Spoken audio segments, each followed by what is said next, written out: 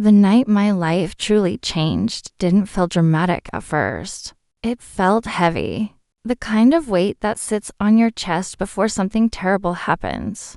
The ballroom was filled with warm lights, crystal chandeliers, and the quiet confidence of people who had never questioned their place in the world. This was the 30th anniversary of Harrison Properties, my father Gregory's life's work. Investors, politicians, and Boston's most powerful figures filled the room, laughing softly, congratulating him, praising the empire he had built from the ground up.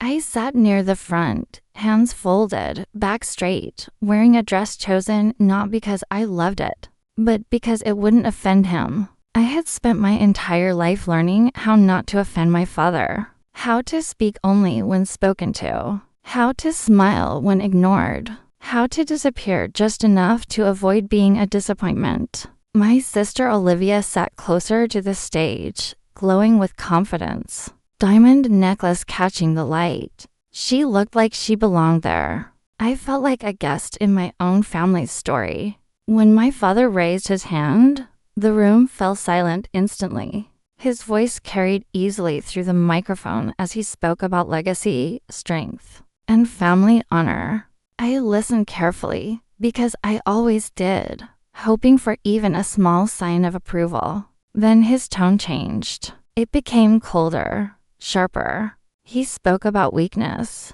about failure, about how one person's poor choices could threaten everything a family had built. My stomach tightened. I felt his eyes lock onto me, and then he pointed directly at me. He said my name clearly so no one could misunderstand. Laura. He called me the biggest disgrace to this family. The silence that followed was unbearable. I could hear someone's glass clink softly against a plate.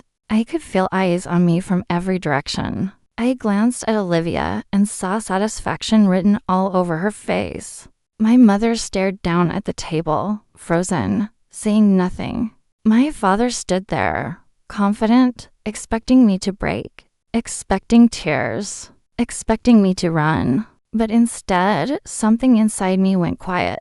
Not numb, clear. Years of wanting his approval disappeared in an instant. I stood slowly, lifted my glass, and spoke calmly, clearly, without anger.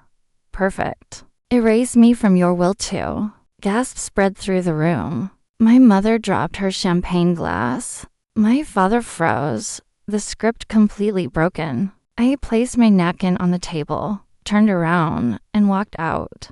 I didn't rush. I didn't look back. For the first time in my life, I wasn't asking to be chosen.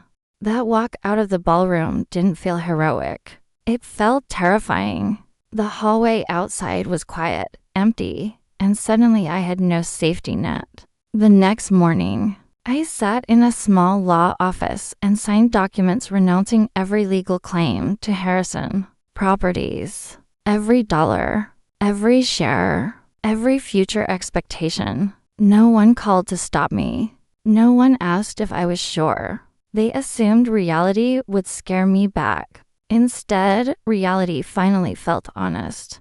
I used my savings to start Beacon Films, a tiny production studio above a coffee shop in a forgotten part of Boston. The windows rattled when trains passed. The pipes made noise all night. I slept on a mattress on the floor and lived on cheap noodles and coffee.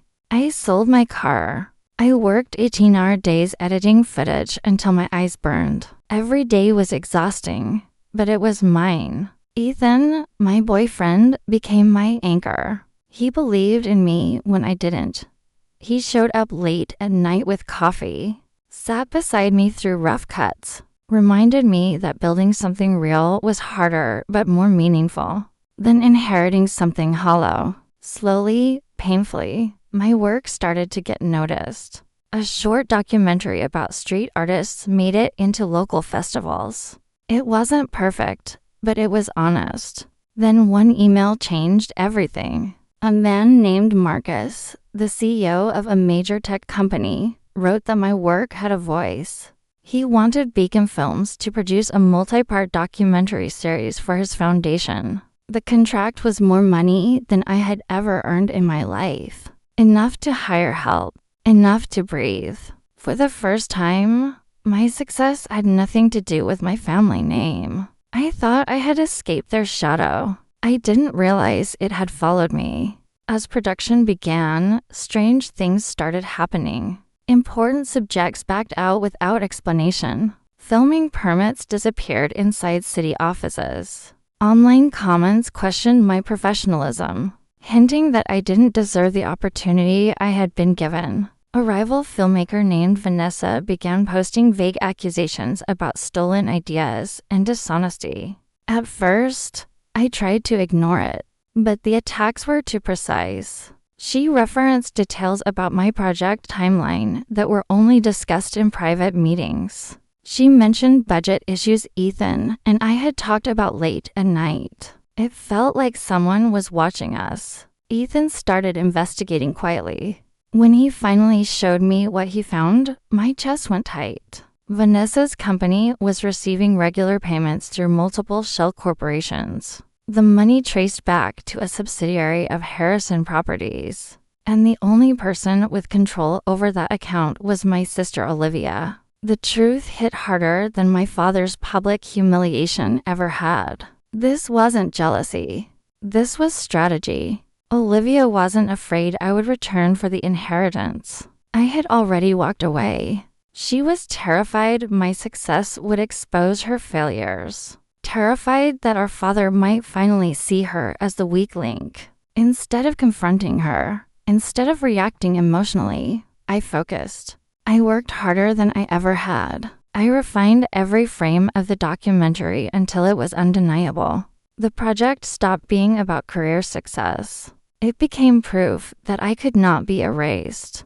When the documentary premiered, the audience stood. A month later, I stood on a stage under bright lights, holding an award for Documentary Filmmaker of the Year.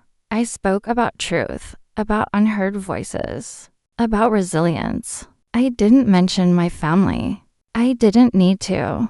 Journalists followed anonymous tips and traced financial trails. Vanessa was exposed and blacklisted. Olivia's actions became public. Buried under debt and scandal, Harrison Properties collapsed into bankruptcy. My father's empire, built on control and humiliation, fell apart without me lifting a finger. Today, Beacon Films is no longer a small room above a coffee shop. It's a bright studio filled with young filmmakers who were once told their dreams were unrealistic. We fund stories that would have been silenced. And I finally understand this truth. Walking away from a toxic bloodline isn't betrayal. It's survival. Family isn't defined by legacy or money or a last name engraved on a building. It's built by the people who believe in you when you're invisible. I didn't lose a family that night in the ballroom. I gained a life, and I finally found my own.